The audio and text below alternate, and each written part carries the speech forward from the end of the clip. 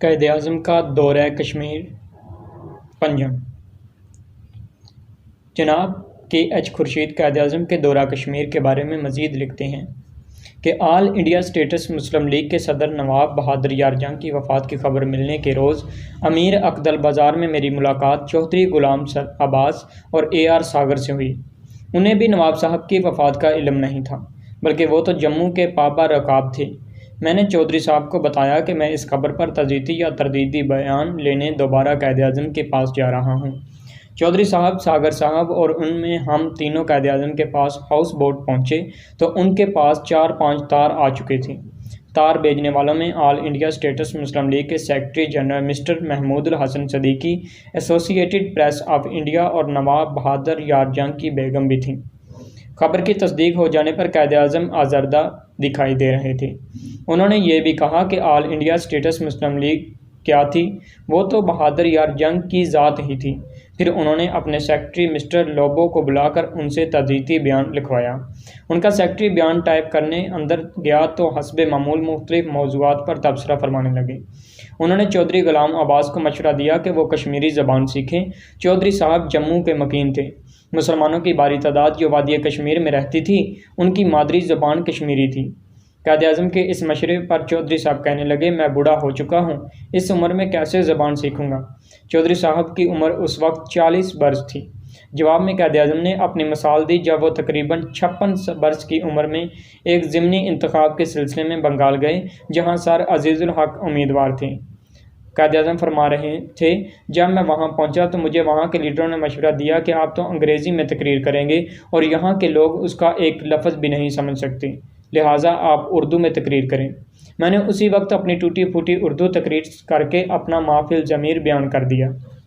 وہ دن اور آج کا دن میں نے اردو بہتر ہی کی ہے۔ آپ تو نوجوان ہیں، آپ کو کشمیری زبان ضرور سیکھنی چاہیے۔ آپ ہائی کورٹ میں پریکٹس کرتے ہیں جو 6 ماہ جموں میں اور 6 ماہ کشمیر میں بیٹھتی ہیں۔ آپ تو آسانی سے کشمیری سیکھ سکتے ہیں۔ چودھری صاحب چلے گئے اور میں بیان کی ٹائپ شدہ کاپی لینے کے لیے رکا رہا۔ اس موقع پر قائد اعظم نے میری فیملی اور اس کے مالی حالات دریافت کرنے کے بعد فرمایا، آپ میرے ساتھ ممبئی کیوں نہیں چلے جاتے؟ میں نے عرض کیا، میں سوچوں گا۔ ارشاد ہوا، آپ سوچیں اور جتنی دیر میں سری نگر میں ہوں آپ عارضی طور پر آ جایا کریں۔ جنگ عظیم کی وجہ سے کمبلوں کی بڑی مانگ تھی۔ میرے ایک دوست نے مجھے یوں ہی مشورہ دیا کہ ہم مل کر کمبلوں کا کاروبار کرتے ہیں۔ یہ بات ذہن میں رکھتے ہوئے اگلے روز میں نے قائد اعظم سے عرض کیا، میں کمبلوں کے کاروبار کے متعلق بھی سوچ رہا ہوں۔ وہ بہت خوش ہوئے۔ ہاں، مسلمان کو کاروبار بھی کرنا چاہیے۔ انہوں نے میری خواہش کو پسندگی کی نظر سے دیکھا اور 5 منٹ تک اسی موضوع پر ہدایات دیتے رہے۔ پھر فرمایا، جب یہ کاروبار شروع کرو گے مجھے بھی کمبل بھیجنا، میں آپ کا کارخانہ بھی دیکھوں گا۔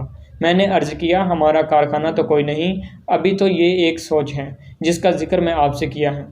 میں نے امتحان دے رکھا تھا، لہٰذا چھٹیوں کے باعث میں قائد اعظم کے ہاں عارضی طور پر کام کرنے کے لیے راضی ہو گیا۔